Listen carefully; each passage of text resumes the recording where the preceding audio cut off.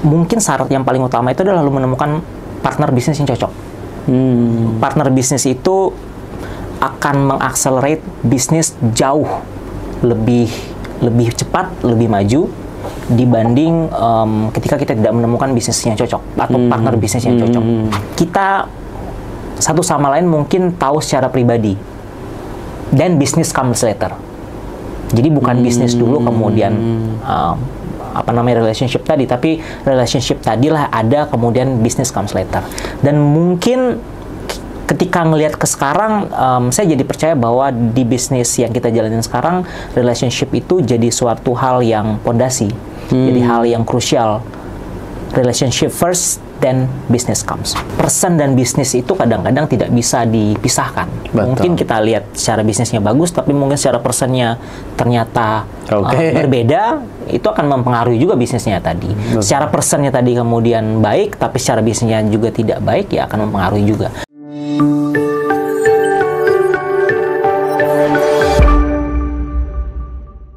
Ganda, selamat datang. Terima kasih ya nuhun Kang Ridwan, teman-teman, thank you. Sayang, makasih banyak sudah bersedia hadir, walaupun udah diundang lebih dari 2 bulan lalu ya. Ini jadi nggak enak ini, karena sebenarnya mendekati Idul Fitri. Mendekati Idul Fitri. Makanya kalau Idul Fitri itu bukan untuk undang-undang, tapi untuk saling memaafkan. Alasannya itu gitu ya. Alasannya. Kepala banyak alasannya. Alasannya. Tapi anyway, makasih banyak sudah mau hadir. Atur nuhun sudah bisa diundang. Menginspirasi ya, nanti kita sharing tentang bisnis ya. Sama-sama menginspirasi. Iya, Sobat Kang Ridwan, Ganda ini teman saya. Beliau ini adalah co-founder dari Cube Media dan Teknologi Spesialis. Yes. Ya, bro, bisa ceritain, Bo, itu apa? Terus lo bisnisnya apa lagi selain itu? Oke, jadi saya Ganda, saya adalah co-founder dari Cube. Cube adalah media and teknologi spesialis di Indonesia. Kita punya titik billboard dan media advertising di Indonesia, di beberapa kota besar di Indonesia. Kita juga menyediakan event, seperti kalau misalnya teman-teman punya brand, butuh suatu event di tempat-tempat umum, di mall, di sekolah, kita menyediakan hal itu. Dan dari situ kemudian kita berkembang, karena kita di bidang media luar ruang tadi, biasanya adalah billboardnya tadi, vinilnya ketika turun, tidak ditayangkan lagi, itu jadi sampah. Nah, kita ngerasa kalau sudah jadi sampah itu kan kita jadi punya kewajiban juga, karena pasti akan berakhir di tempat sampah gitu. Dari situ kebetulan salah satu co-founder kita, Mas Adri, kepikiran untuk bikin jadi produk yang lebih bermanfaat. Dan ini adalah produknya. Jadi ini adalah hasil limbah dari vinil tadi. Itu. Jadi vinilnya tadi kemudian dipotong kecil-kecil dan ditenun. Jadi kalau vinilnya begitu saja kan nggak menarik. Nah, tapi dengan bentuk yang mengadopsi bentuk bentuk tenunan tadi yang membuatnya produknya jadi menarik. Kita punya produk, ada tas, ada pouch, kemudian ada buku juga. Nama produknya Flow, bisa dicari. Flow. Ini compact banget ya, berat. Kalau isinya berat. Oh, isinya. Kalau isinya berat. Kalau isinya berat. Oh iya, ini ada isinya nih. Nah, dari situ kemudian kita berkembang juga, karena kita ngerasa apa yang kita dapetin selama ini juga karena dibantu dengan berbagai macam orang. Kita pengen merangkul komunitas-komunitas bisnis tadi. Makanya kita sekarang punya investment bisnis, namanya Samandana.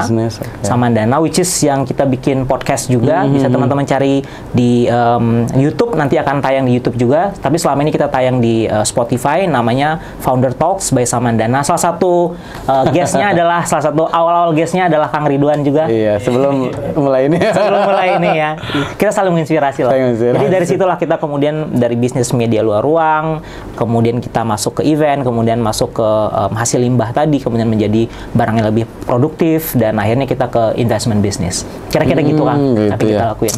Buset, luar biasa ya, sampai investment bisnis. Investment bisnis. Kayak ini saya mau ngulik dulu nih tentang Cube ya. Cube itu yang lu jual tuh kayak gimana sih? Kan kita nggak semua paham dong. Kalau lu paham di bidang lu kan, itu yang tampil di yang jadi billboard atau gitu LED, ya. betul. Jadi kalau media luar ruang itu Kalau di industri biasanya orang menyebutnya sebagai out of home media atau media luar ruang. Tapi kalau kita awam biasanya nyebutnya sebagai billboard pinggir jalan, pinggir jalan gitu kan. Tapi ada yang ada videonya. Ada videonya, ada yang kita nyebutnya sebagai statis sama yang LED. Kalau LED yang bentuknya video, kalau yang statis bentuknya cuman diem, bentuknya vinil. Tapi vinil juga biasanya ada dua tuh, ada yang lampunya dari depan nyorotnya, jadi ada lengannya gitu, lengan lampunya nyorotnya ke belakang. Kemudian ada juga yang dari lampunya dari dalam gitu. Kita nyebutnya backlit sama frontlit. Oh gitu. Nah berarti itu yang kayak video-video terus reklame-reklame. Yes, betul. Lu urusin semua juga seperti itu. Betul. Nah itu semua limbahnya dirubah menjadi bisnis baru. Betul, bisnis baru. Karena limbahnya itu ternyata pas kita kesininya sadar bahwa salah satu co-founder kita, Mas Adri, kepikiran bahwa limbah vinil itu salah satu limbah yang tidak bisa didaur ulang karena catnya itu. Jadi salah satu limbah yang tidak bisa didaur ulang. Berakhirnya di mana? Berakhirnya biasanya di kolam-kolam lele. Jadi dasarnya kolam lele. Serius? Kan biasanya lumpur. Kalau dia nggak jadi kolam lele, biasanya jadi terpal lele. Oh yang jadi terpal? Terpal pecel lele maksudnya. Oh gitu. Terpal-terpal. Iya, jadi terpal. Yang buat kolam yang terpal juga bentuknya. Juga. Oh dia jadi terpal. Betul. Itu limbah dari situ? Limbah dari situ. Nah, karena sifatnya tidak bisa didaur ulang tadi, dan kita kan seiring berjalannya waktu, itu setahun itu mungkin kita bisa print vinil itu sekitar 10 kali lapangan sepak bola. Jadi ratusan meter per tahun. Nah, kebayang berapa banyak limbahnya tadi. Nah, akhirnya salah satu co-founder kita, Mas Adri, kemudian kepikiran untuk, kita harus bikin satu inisiatif nih untuk memberikan juga gimana caranya limbah yang kita produksi tadi punya efek positif. Tapi kalau misalnya cuma limbah doang kan, kayak vinil doang ya nggak menarik hasilnya. Akhirnya ngobrol sana kemari, kemudian keluarlah dengan bentuk tenunan tadi. Dan itu jadi story tersendiri ya, bahwa ini gimana caranya memberikan dampak yang lebih minim ya untuk lingkungan kan gitu. Betul. Ya. Karena setiap industri itu kan ada efek keluarannya kan. Nah, itu diminimalisir. Betul. Dengan cara membentuk itu. Tapi kan itu jadi bisnis tersendiri ya. Bisnis tersendiri. Nah, itu bisnisnya kan, kalau bisnis ya namanya bisnis jualan kan. Kan kalau jualannya nggak bisa, mentok juga kan. Betul. Nah, itu lancar-lancar aja itu. Sebenarnya kalau namanya bisnis pasti penuh dengan ups and down, atau kasarnya nggak lancar-lancar juga gitu. Iya. Tapi menurut saya mungkin challenge-nya ada di situ. Karena kalau kita ngelihat setiap bisnis tadi berbeda. Bisnis misal katakanlah kalau kita bisnis media, advertising kita menyebut sebagai B2B bisnis, dengan bisnis model apa yang dilakukan dengan Flow, itu B2C bisnis. Ini hal yang berbeda dibanding apa yang kita lakukan sekarang. Dan setiap bisnis tadi ngasih pembelajaran juga buat kita, karena selama ini kita dibesarkan dengan bisnis B2B bisnis, kemudian kita masuk ke B2C bisnis, pembelajaran yang baru juga buat kita. Ya, jadi kita belajar lagi, bangun bisnis lagi. Betul. Up and down-nya ada gitu kan, tapi tetap dicarilah solusinya gimana aja. Betul. Kang Ridwan kan sebagai pembelajar pasti tahu lah bahwa pembelajaran itu selalu ada di setiap sudut. Iya, senasib kita. Ini alasannya kenapa kemudian jadi di pojok sudut ini, buku-bukunya. Buku mana? Buku-buku ini ada di pojok. Iya. Karena pembelajar selalu di pojok kan. Ngumpet di situ maksud lo. Yes, gitu kan. Ya, kita kan sama-sama pembelajar ya bro ya. Sama. Nah, tentang bisnis ini sendiri ya, kan lo up and down bisnis kayak gitu ya. Apa yang bikin bisnis lo selama ini bisa bertahan ya sampai 10 tahun ya? Apa yang bisa bertahan? Gue harus bilang kalau mungkin syarat yang paling utama itu adalah lo menemukan partner bisnis yang cocok. Partner bisnis itu akan mengakselerate bisnis jauh lebih cepat, lebih maju dibanding ketika kita tidak menemukan bisnis yang cocok atau partner bisnis yang cocok. Dan gue harus kasih kredit besar ke co-founder. Ada Mas Adri dan ada Mas Pipin. Kita bertiga. Di Cube sudah bisa mengisi satu sama lain. Karena tanpa posisi masing-masing, menurut gue agak sulit untuk kita bisa maju cepat. Itu dalam kasus gue. Ada juga kemudian orang yang ngerasa bahwa mereka kemudian bisa membangun tim seperti Kang Ridwan gitu, dan tim tadi mungkin bisa membawa bisnis tadi menjadi lebih cepat.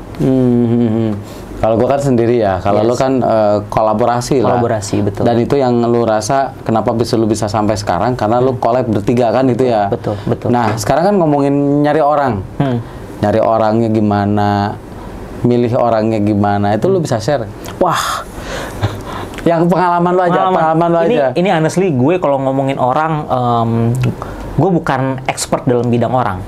Jadi kalau kita bertiga itu mungkin yang tidak expert dalam bidang orang gue gitu. Dalam bidang pilih orang. Karena itu menurut gue salah satu pondasi paling penting dalam sebuah bisnis untuk merekrut orang yang tepat. Dan pengalaman gue di Cube itu selalu ups and down, dan gue ngerasa sekarang pun juga gue mungkin masih dalam tahap dasar untuk bisa menemukan orang yang pas memegang peranannya.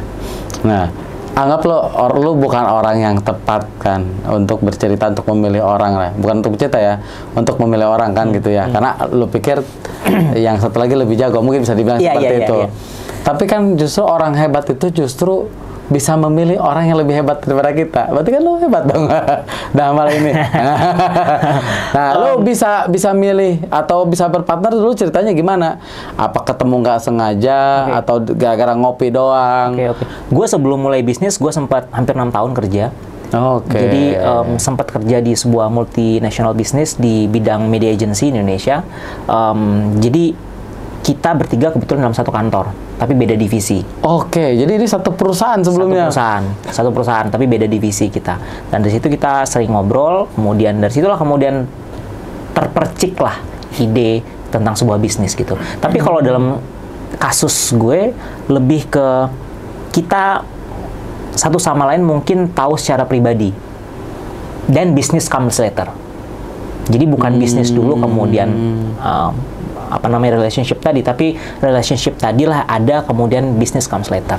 Dan mungkin ketika ngelihat ke sekarang, saya jadi percaya bahwa di bisnis yang kita jalanin sekarang, relationship itu jadi suatu hal yang pondasi, jadi hal yang krusial. Relationship first, then business comes. Keren nih ya, relationship first, then business comes. Kadang kan orang berpikir kita bangun relasi itu untuk bangun bisnis. Betul. Jadi artinya tujuannya udah bisnis di awal.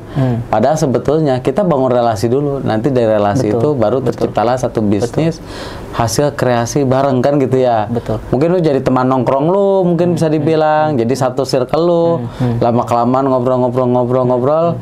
Kayaknya kita bangun bisnis ini deh, misalnya gitu ya. Bisa seperti itu berarti kalau kayak gitu. Bisa. Mungkin saya pribadi pun juga belajar untuk gimana caranya kemudian punya semakin besar secara circle pergaulan gitu. Karena pada akhirnya kan bisnis adalah orang. Pada akhirnya apapun bentuk bisnisnya, apapun yang akan kita lakukan, pada akhirnya kita berhubungan dengan orang. Dan bagaimana cara kita berhubungan dengan orang tadilah yang membentuk bagaimana kita kemudian membentuk sebuah bisnis. Jadi sekarang lu kan lebih merasakan benefit bagaimana ketika lu membangun relationship kan. Dan lu bilang lu sekarang menguatkan networking kan seperti itu ya. Biasanya apa sih yang dilakukan untuk nguatin networking gitu? Ini ngajak main golf nih, Kang Ridwan. Kang, saya punten minum dulu ya. Iya, boleh. Saya temenin. Gak apa-apa. Salah satunya main golf. Itu salah satunya. Tapi menurut saya dengan bisnis investment bisnis yang kita mulai, itu juga memberikan jalan untuk kita kemudian bisa berinteraksi dengan berbagai macam pebisnis. Salah satunya dengan Founder Talks tadi. Jadi Founder Talks tadi kita bikin sebuah podcast yang kemudian bisa kita gali. Karena kan pebisnis di Indonesia banyak. Dari segi level maupun bidang usahanya gitu loh. Dan mereka semua punya cerita. Baik itu struggle-nya, gimana cara mereka memulai, bagaimana mereka menemukan tim, bagaimana mereka menemukan partner, itu semua jadi cerita. Dan mudah-mudahan kalau kemudian itu bisa diceritakan di podcast kita, itu kemudian menjadi inspirasi. Kayak Kang Ridwan bisa menjadi inspirasi orang lain. Betul. Ini kan sekarang juga lagi Founder Talks kita nih. Ya ini, cuman modalnya kolaborasi ya. Iya gitu. Nah ini menarik nih, kita ngomongin investment dulu ya. Investment apa tuh perusahaan? Namanya Samandana. Samandana, itu kayak gimana sih? Lu menginvestasi ke perusahaan-perusahaan dari dana atau gimana? Iya, jadi kita ketemu dengan berbagai macam bisnis. Dari situ kemudian kita lihat secara bisnisnya seperti apa. Tapi kita belajar bahwa person dan bisnis itu kadang-kadang tidak bisa dipisahkan. Betul. Mungkin kita lihat secara bisnisnya bagus, tapi mungkin secara personnya ternyata berbeda, itu akan mempengaruhi juga bisnisnya tadi. Betul. Secara personnya tadi kemudian baik, tapi secara bisnisnya juga tidak baik, ya akan mempengaruhi juga. Nah, ini yang kita coba cari titik tengahnya, titik tepatnya, mana yang benar-benar pas, balance gitu antara person dan bisnisnya. Dan menurut saya mungkin it takes a lifetime untuk benar-benar bisa menemukan titik tengahnya. Tapi along the way ya kita berjalan. Nah, ini sambil berjalan. Sambil berjalan. Yang gue pahami kalau kita mau invest sebetulnya yang paling utama tuh pilih di orang ya.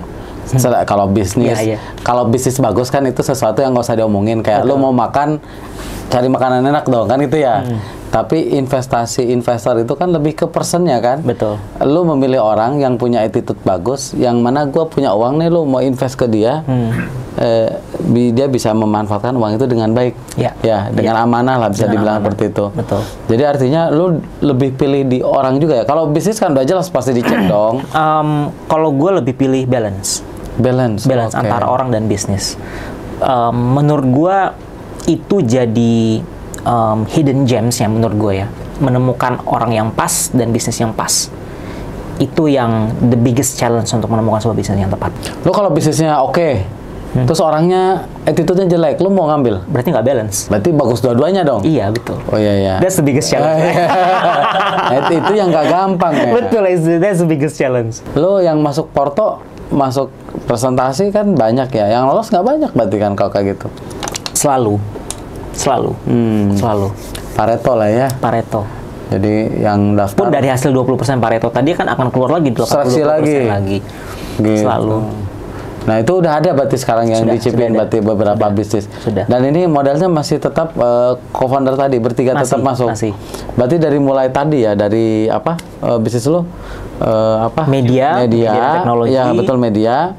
Nyambung dengan olah nasi limbah. Betul. Terus investment itu masih sama. Bertiga. Masih sama bertiga.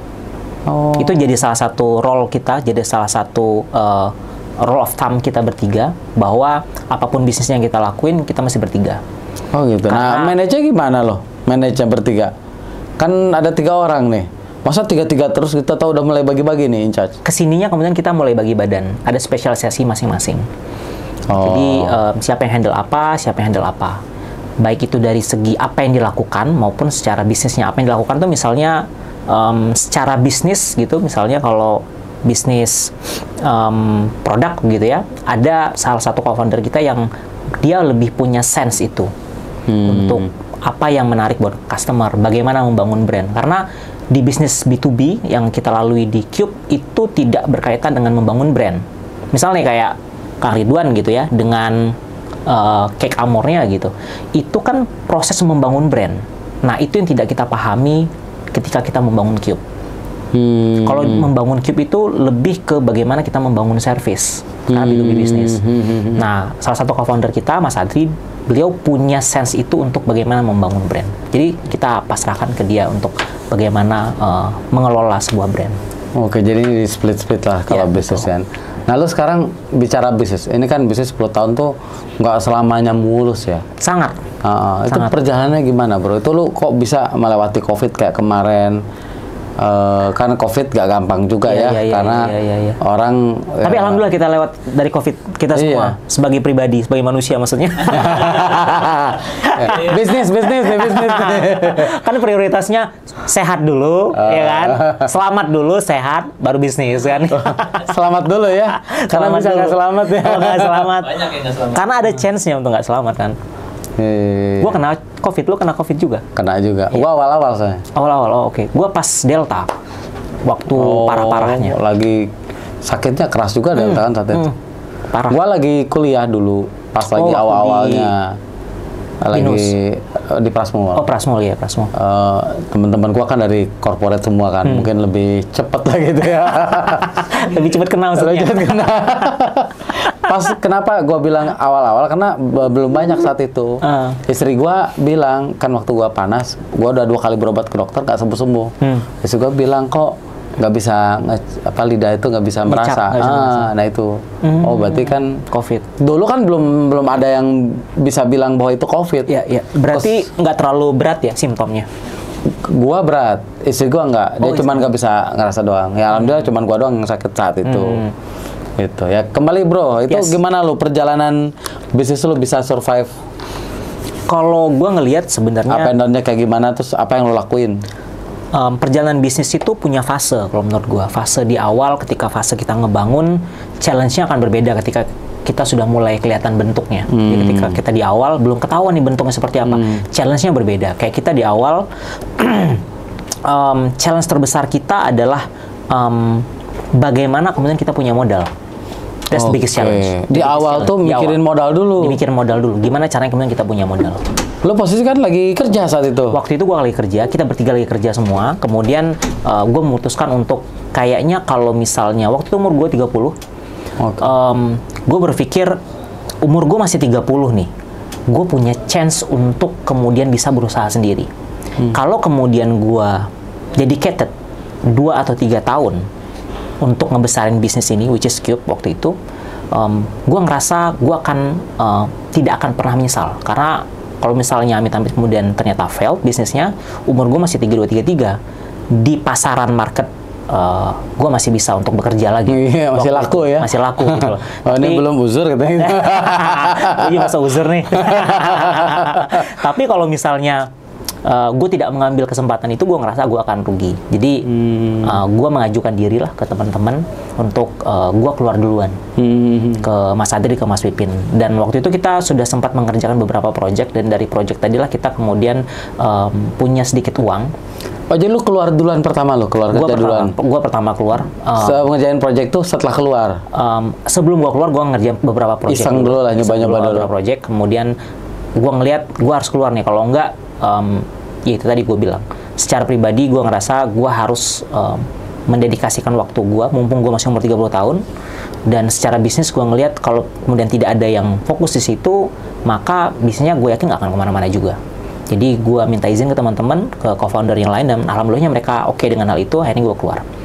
Jadi gue keluar itu sekitar hampir 2 tahun. Kemudian kita punya cukup uang untuk kemudian membiayai teman-teman co-founder yang lain untuk join juga di Cube. Itu ceritanya. Jadi awalnya dari usaha dulu, coba-coba dulu. Coba-coba dulu. Jadi teman-teman mulai yakin gitu ya? Iya, mulai yakin. Oh ini bisa menghasilkan. Betul. Tadinya mungkin ada sedikit keraguan ya, karena kan udah di zona nyaman juga ya? Betul. Sebenarnya the biggest challenge-nya adalah kalau kita kemudian sempat bekerja, Kang Ridwan nggak sempat bekerja kan? Bekerja, betul. The biggest challenge-nya adalah ketika kita sempat bekerja adalah zona nyaman kita sebagai pegawai tadi. Karena di situ ada pride kita sebagai karyawan. Apalagi karyawan di sebuah perusahaan multinasional. Oh, ada pride ya? Itu ada pride tersendiri untuk gua sudah bekerja, sudah membangun karir. Perusahaan besar lagi. Perusahaan besar, dan pride itu yang menurut gua bikin gua waktu itu berpikir apakah gua harus mengambil challenge atau chance itu atau tidak. Istri lu gimana keluarga saat itu? Waktu itu gue baru menikah, belum setahun, baru menikah, dan gue pikir it's a best chance juga karena kita baru menikah, belum punya anak, dan belum punya banyak cicilan macam-macam, belum punya banyak beban gitu. Walaupun gue tahu lo agak kontra terhadap cicilan gitu ya. We started from there anyway. Jadi gue ngerasa beban yang ringan itu tadi lah yang kemudian memudahkan gue untuk bisa meyakinkan orang-orang dekat gue, salah satunya istri tadi, untuk kita coba deh take this step untuk ayo mulai. Istri lu ngedukung? Dan alhamdulillahnya istri gue mendukung 100%. Kan biasanya nggak gampang tuh. Apa keluarga sih usaha juga? Istri kebetulan istri kerja. Oh, istri kerja juga? Istri kerja. Oh, ya, tenang ada backup.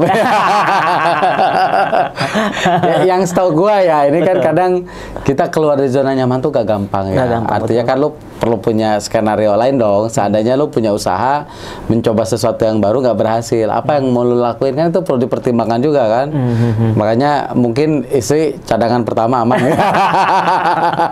Nah, karena maksudnya kan lu step up kan. Tapi honestly waktu itu gua ini kalau gue inget-inget lagi, which is sudah lumayan lama juga, karena umur juga semakin, jadi daya ingat gue semakin menipis gitu. Tapi yang gue inget-inget banget waktu itu adalah, gue merasa fokus utama gue adalah bagaimana kemudian gue bisa maksimalkan 2 atau 3 tahun yang akan gue dedikasikan. Apa yang gue akan lakukan gitu. Jadi yang gue ingat waktu itu energi gue tidak membahas banyak tentang apakah gue harus minta izin dengan istri, apakah kemudian gue harus minta izin dengan siapa dan siapa, tapi gue yakin bahwa itu semua mereka akan memberikan izin gitu. Dan betul gitu. Jadi gue ngobrol sama istri langsung oke, dan jalan dari situ. Karena setelah itu kemudian alhamdulillahnya dan kepercayaan gue terhadap teman-teman co-founder yang lain terbukti bahwa mereka mendukung 110%. Jadi bukan cuma 100%, 110% mendukung gue. Karena gue udah nggak punya parasut lagi nih, belum terjun bebas. Dan satu-satunya parasut adalah mereka berdua gitu. Jadi mereka mendukung 110% waktu itu, dan terbukti sampai sekarang. Wih, mantap. Jadi lo saat itu keluar, lo fokus 2-3 tahun di awal lah ya, karena emang keluar ada rencana lah ya, itu yang dikejar. Betul. Dan lo udah punya dana untuk pegangan lah selama 2-3 tahun itu untuk memulai bisnis ya utamanya. Sebenarnya kalau kita ngelihat secara financial waktu itu, gue keluar itu, gue sempat membiayai diri gue sendiri. Jadi, gue punya tabungan, kemudian gue menggaji diri gue sendiri dari situ. Kemudian ketika proyeknya selesai, baru kemudian dikembalikan proses itu tadi. Tapi yang paling menarik menurut gue adalah gimana kemudian kita bisa menemukan partner bisnis yang cocok, yang pas. Karena tanpa partner bisnis yang cocok, gue yakin 110% gue tidak akan bisa melewati momen itu. Oh, jadi ketika merintis pun, yang 2 tahun di awal itu, partner lu bantuin. Itu yang bikin lu pede, mau keluar. Betul. Karena mereka ada obrolan lah, bahwa dia komitmen mau bantu, walaupun mereka masih kerja. Betul. Karena kalau mereka mungkin masih... Jadi mereka berdua bantu 110%. Dan itu yang bikin gue pede untuk bisa melangkah. Oke. Lo merasa klopnya saat gimana sih, bro? Ini kan kita ngomongin partner, cari partner gak gampang. Betul. Wah, kalau itu gue harus bilang itu campur tangan yang di atas, I have to say. Oh gitu. Lo dapat aja feel-nya. Dapat aja. Lo bangun bisnis bareng-bareng gitu ujungnya gitu. Itu campur tangan yang di atas. I cannot really understand. Itu ada proses yang kadang kita sulit menerjemahkannya gitu ya. Betul. Nah, lo bangun bisnis kan. Kemudian setelah bangun bisnis berkembang. Terus up and down-nya kayak di mana tuh, di level mana lagi? Level selanjutnya sebenarnya ketika kita kemudian sudah jump in bertiga, pasti ada dinamika hubungan kita bertiga tadi. Masing-masing orang kemudian adjust dengan apapun role-nya yang ada di situ, apapun challenge-nya ada di situ, karena semua orang punya beban masing-masing, punya tanggung jawab masing-masing, dan punya saya harus bilang bahwa satu sama lain kemudian berubah. Dan memang perubahan yang dibutuhkan untuk membuat bisnis tadi berjalan terus gitu. Justru kalau misalnya kita masih dengan pribadi yang sama, otomatis perusahaan tadi akan menjadi sebuah tanda tanya, karena tidak bisa membawa perubahan buat masing-masing co-foundernya. Nah, perubahan masing-masing co-founder tadi lah yang kemudian membuat dinamik relationship-nya menjadi berbeda. Oke. Nah, ini gue kepo nih. Ini kan 3 orang nih. Bagiannya apa aja sih di perusahaan? Oke. Napas dulu. Oke, minum dulu.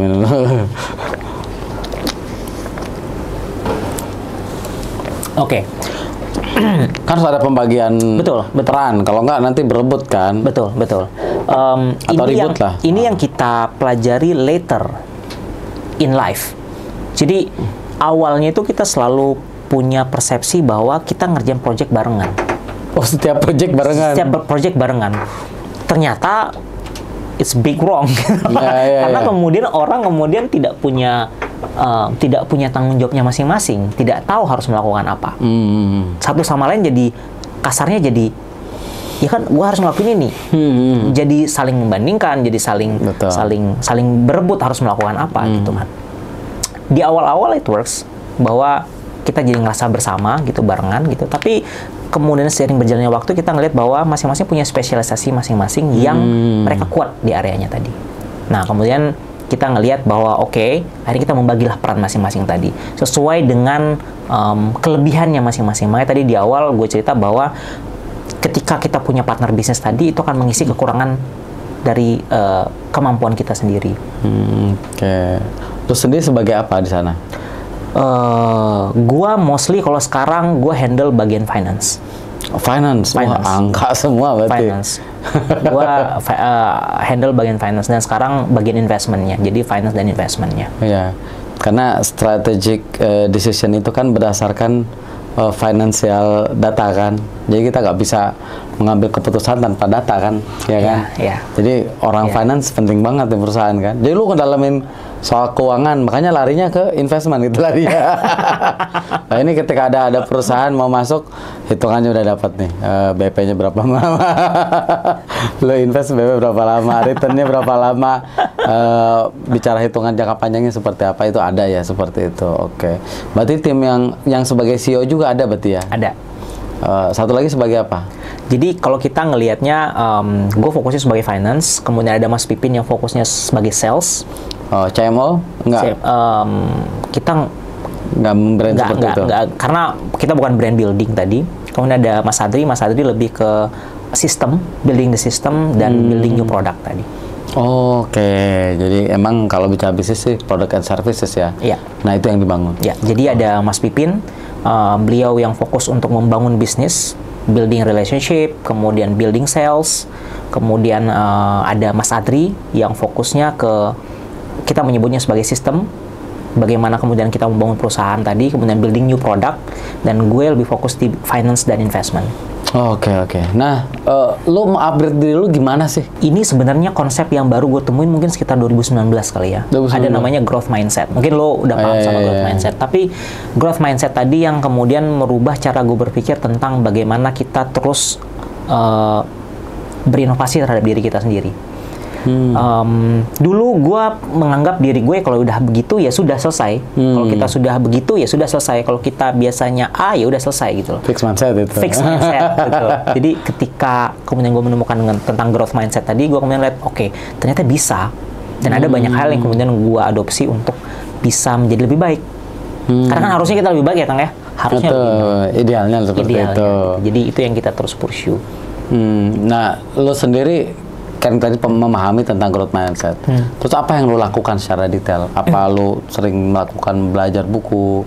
Apa lo sering training? Atau lo lebih banyak ke networking ketika belajar itu kan belajar juga ya ketika networking itu apa yang lo lakuin?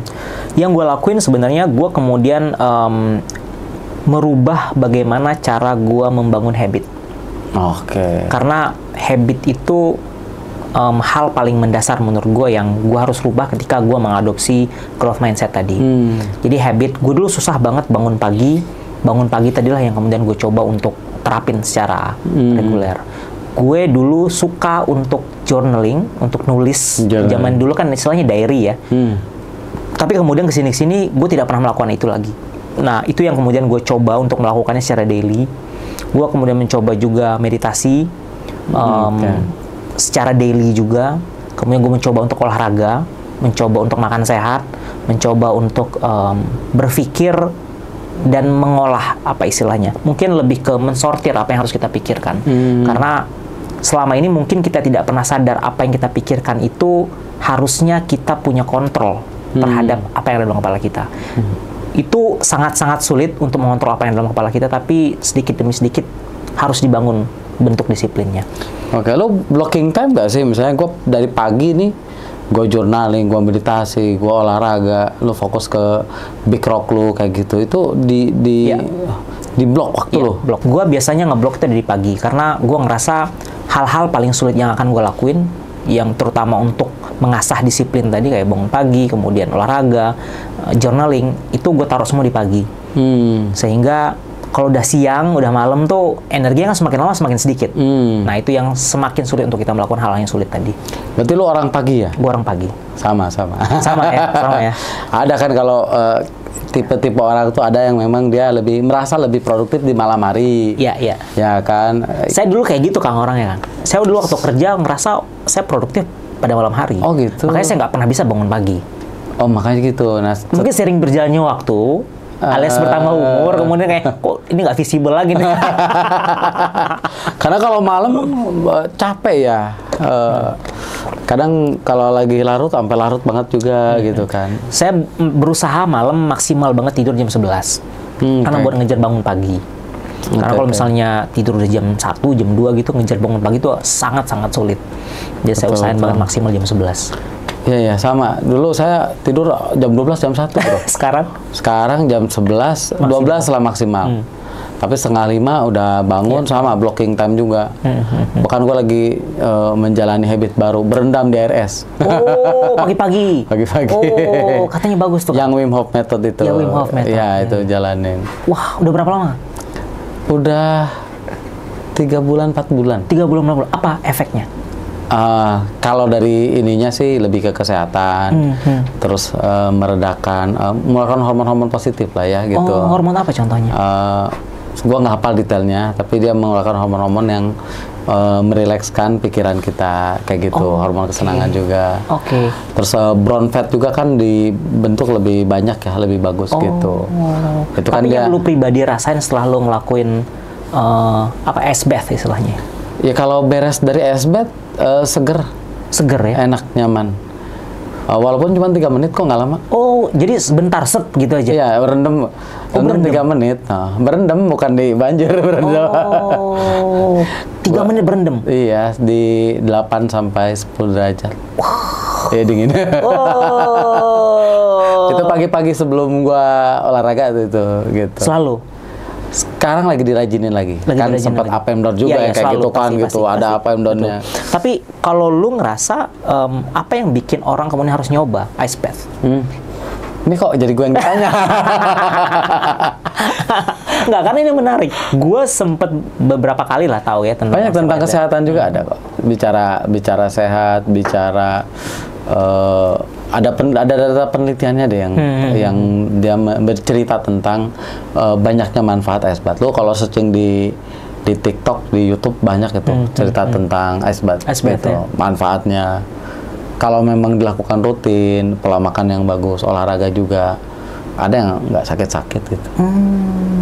Gitu. Gue bertahap lah ya, baru mulai olahraga, kemudian sekarang mulai makan sehat gitu ya. Ada satu lagi yang gue coba lakuin, tapi baru-baru ini, yang sebenarnya gue ngerasa kalau pemahaman kita terhadap menjaga kesehatan juga bertahap ya.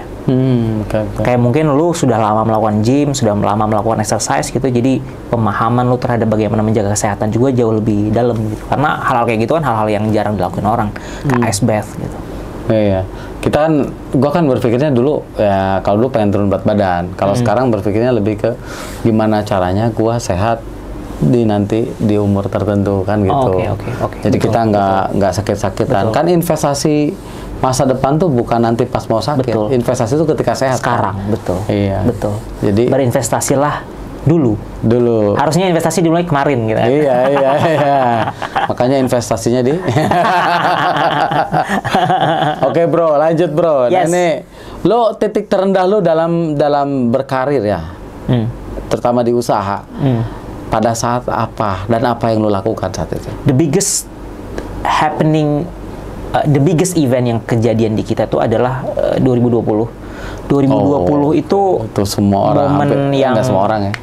Momen yang membuat kita berpikir ulang bagaimana kita mendefinisikan sebuah bisnis. Gue nggak bisa cerita detail, tapi pada saat itu kita kemudian dihadapkan pada kenyataan yang kita pikir bisnis baik-baik saja, ternyata tidak baik-baik saja. Betul. Sehingga kita kemudian merubah semua hal apa yang kita lakuin selama ini, dan itu mungkin satu hal atau dua hal memberikan pemahaman yang berbeda tentang bagaimana sebuah bisnis harus berjalan selanjutnya. Ya, nggak terlalu menggambarkan deh. Ya. Terus ceritanya belum beres. Terus gimana? Apa yang lo lakuin? Kan kita ngomongin pandemi kan, semua juga. Pandemi lah, semua juga ngalamin. Nah, lu apa yang lu lakuin saat itu? Pandemi? Iya. Pandemi? Iya. Kita bisnisnya di media luar ruang. Masa pandemi itu masa dimana orang nggak boleh keluar ruang. Nah, itu terus. Salesnya gimana tuh? Salesnya gimana? Langsung cerita langsung nose dive. Itu momen-momen dimana kemudian gua melihat ke dalam. Kemudian betulan turun saat itu. Turun, nose dive, istilahnya benar-benar nose dive itu kayak turun. Hidung gitu turun. Nose dive, jadi benar-benar turun banget. Ini turun itu. Itu kepastian. Jadi momen itu, tapi untungnya kan kemudian kita kan semua di rumah kan, semua di rumah. Gue kemudian lebih berkaca ke dalam. Itulah kemudian gue mulai meditasi, gue mulai berolahraga rutin, mulai dari situ.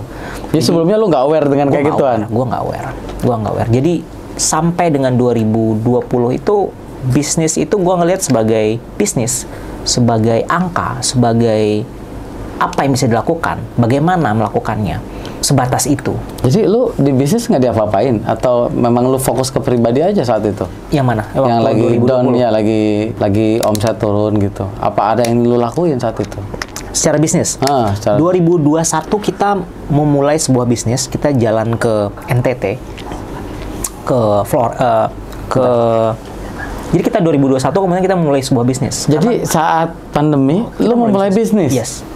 Kita 2021 kita memulai sebuah bisnis. Bisnisnya bisnis rempah-rempah. Jadi kita mencoba jual beli rempah waktu itu. Dari media ke rempah. banyak hal yang kita coba, banyak hal yang kita lupa. Itu yang bisa diceritakan ya, nggak diceritakan ada lagi. Banyak hal. Jadi 2021 karena kita ngelihat bisnis nggak bagus nih, we have to do something juga. Apa yang mesti dilakuin gitu loh. Kita nggak mungkin bisa bertahan dengan apa yang kita punya sekarang gitu. Kemudian kita starting nyoba deh, kita coba waktu itu nyoba bisnis rempah-rempah, kita jalan ke NTT karena waktu itu masih masa pandemi, jadi semua akses keluar kan dibatasi. Akhirnya kita jalur darat. Tapi itu juga ngasih pemahaman baru tentang oh iya ternyata di luar di NTT itu selain keindahan alamnya luar biasa. Kalau belum pernah ke NTT Kang, ke NTT itu indahnya luar biasa, tapi juga itu sangat kontras dengan kondisi masyarakat setempatnya. Nah itu yang kita ngeliat. Tapi secara opportunity juga jauh lebih besar. Kita ngelihat bagaimana kemudian Labuan Bajo dibangun secepat itu. Jadi kalau misalnya kita ke Labuan Bajo gitu ya, kalau misalnya kita jalan darat nih dari Bali gitu ya, Banyuwangi, Bali, Lombok, terakhir itu Labuan Bajo yang kita ngerasa masih ada nih taste atau rasanya Bali. Setelah Labuan Bajo selesai, lewat Labuan Bajo ke sana, wah kita ngeliat udah beda. Feel-nya beda ya? Feel-nya berbeda. Tapi mereka orang-orang yang luar biasa. Orang-orang yang berjibaku dengan hidup. Bukan hanya kemudian diam menerima kenyataan. Karena di beberapa lokasi, di beberapa area di NTT itu tanah-tanahnya memang tanah-tanah yang tidak bisa tidak produktif lah ya. Di sana ada banyak tanaman untuk jadi rempah? Ya, ada di beberapa tempat. Jadi lu bisnis rempah-rempah? Betul, waktu itu. Karena saat pandemi ini kebutuhan untuk kesehatan tuh banyak. Betul. Jadi bisnis rempah-rempah. Jalan bisnis rempah-rempahnya? Jalan. Tapi tidak berjalan lama. Sambil icip-icip dong. Wah. Ceritanya sambil icip-icip mau nyobain yang mana nih? Ini Amor nih. Kenapa Kang namanya Amor? Amor itu cinta. Udah lanjutin. Dulu saya mulai dari coklat. Dari coklat. Ya, terus. Saya nyoba yang ini Kang ya. Ya, boleh cobain. Ini apa nama rotinya Kang? Nah, nama rotinya apa Barian? gua nggak hafal nih kebanyakan produk nih. Bisa ya Pak? Aduh. Ini enak nih, ada coklat-coklat atasnya nih. Saya makan ya Kang? Iya, cobain. Aduh. Gua kebanyakan produk nggak hafal. Tapi kan angka hasilnya hafal kan? Angkanya ada lah. Yang penting angkanya dipegang kan gitu ya. Oh, jadi di dalamnya ada coklatnya dia Kang ya? Oh ya, ada coklat. Tadi cuma bagian atasnya ada coklatnya. Ada dalam juga. Oke. Coklat di dalam dan coklat di luar. Double coko mungkin ya. Double coko. Biasanya kalau ngebangun atau bikin satu produk gitu, apa di belakang ceritanya Kang? Prosesnya ngebangun. Kan ini ada berapa macam produk nih? Betul. Apa istilahnya? SKU? SKU. Kalau bicara produk, kalau bicara ngomongin awal ya, kita nggak ngomong, kita lebih ke produk apa sih yang disenangi oleh customer, kan lebih ke sana. Tapi kalau makin ke sini lebih ke apa sih produk yang memang lagi hype. Oh, oke. Lagi hype dan memang dibutuhkan oleh customer gitu. Jadi ada wow faktornya yang sekarang kita lagi cari, kayak kemarin kita baru launching Milk Bun misalnya. Nah itu ada wow faktornya kan, karena orang penasaran Milk Bun mau beli susah karena nggak lewat kan, yang ada satu kontainer itu yang dibakar. Kan pernah ada satu kontainer di berita itu saya baca, dia dibakar oleh bea cukai gitu. Oh, iya? Iya, dari Thailand langsung. Wow. Makanya di Indo sekarang banyak yang bikin milk bun. Oh. Gitu. Tapi Gimana rasanya caranya? nggak jelek-jelek juga kok. Gimana caranya rotinya ini biar empuk gini, Kang? Nah, caranya itu dibikin penuh cinta. Dilus. Iya, iya, iya, Ngembang. Makanya namanya amor ya. Enak, Kang. Ya, itu kan ada ingredient premium lah yang kita masukkan ke situ. Biar memberikan rasa terbaik gitu. Apa kelebihannya dibanding roti yang lain, Kang? Hah? Kelebihan ya. Kalau rasa udah nggak usah diomongin karena harus customer yang ngomong ya, gitu. Kalau rasanya enak. Rasanya enak, oke, itu satu. Yang kedua, mungkin kita lebih ke pricing juga. Kita lebih ke middle low. Jadi secara harga kita nggak terlalu tinggi lah. Gitu. Oke. Udah cukup nanya guanya, lanjut dulu nih. Oh, iya, lanjut ya. Gua lagi Kebalik. podcast nih. Nggak, gue pikir nanti bakal diedit kalau yang bagian gue. Maksudnya kalau pas kita ngobrol begini. Enggak. Lanjut terus ya. Nggak ada editing, lanjut. Ntar ada yang nyangkut nih soalnya. Iya. Pengalaman yang berkesan selama lu bangun bisnisnya apa? Banyak kayaknya, nih bingung. Gua mau pilih yang mana nih katanya nih. Ya kan lu dari area kerja kan, Ya. terus lu pindah kuadran kan, jadi area bisnis ya, walaupun sekarang masih self employed kan sebagian kan, lu masih kerja di dalam perusahaan gitu. Tapi kan dengan membangun bisnis kan itu sesuatu yang berbeda kan. Iya. Apa experience terbaik yang lu alamin? Mungkin ada satu momen kali ini juga jadi salah satu momen pencapaian kita yang paling besar selama kita ngebangun bisnis. 2018 itu Indonesia kan Asian Games. Oke. Asian Games. Pertama setelah tahun 60-an. Asian Oke, Games oke. pertama 2018. Jadi hype-nya luar biasa. Oh iya. 2018. Yang terjadi waktu itu adalah sponsor utamanya Asian Games itu adalah Grab. Yang notabene orang mengenalnya Grab adalah produk dari Malaysia, bukan dari Indonesia. Betul. Sedangkan kita ngomongin tentang Asian Games di Indonesia nih. Salah satu klien kita, Gojek, kemudian bilang, gimana caranya kemudian we steal the moment. Ini semua orang ngomongin Asian Games Indonesia, tapi sponsor utamanya Asian Games justru Grab. Kan Gojek. Gojeknya kemana? Gojek kan Indonesia banget nih, Iya kan? Cinta Indonesia banget nih, kemana nih bentuknya? Nah, akhirnya kemudian kita brainstorming, kemudian kita came up dengan ideas untuk kenapa nggak kita coba steal the momentnya Grab tadi dengan cara ngasih sesuatu yang bakal viral, yang sangat Indonesia sekali ke tim yang sedang bertanding. Nah, kalau misalnya ini secara historical ya, secara historical mulai dari kita mendapatkan kemenangan, kebahagiaan sampai kemudian kita tutup usia, biasanya orang selalu dikasih papan bunga. Jadi mulai dari ups sampai dengan down-nya kita selalu dapat papan bunga. Kemudian kita pikirkan kenapa nggak kita kasih setiap atlet Indonesia yang mendapatkan medali kita kasih papan bunga. Dan sebagai gongnya kita bikinlah papan bunga terbesar di Indonesia. Ukurannya 10 kali 20 meter. Walaupun bukan sponsor utama ya. Walaupun bukan sponsor utama.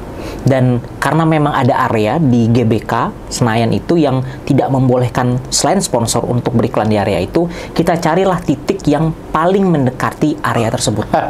Jadi kalau teman-teman tahu area GBK itu, kita carilah di STC namanya, STC Senayan. Di situ ada satu billboard ukuran 10 kali 20. Kemudian kita sulap dalam waktu 10 hari, kita bikin karangan bunga terbesar di Indonesia. Ukurannya 10 kali 20 dengan bunga beneran. Bunga plastik begini, beneran. Lu bikin gituan? Bikin gituan. Dan dari situ efeknya adalah jadi viral, semua orang ngomongin karena real bunga, dan kita ngerjain dalam 10 hari.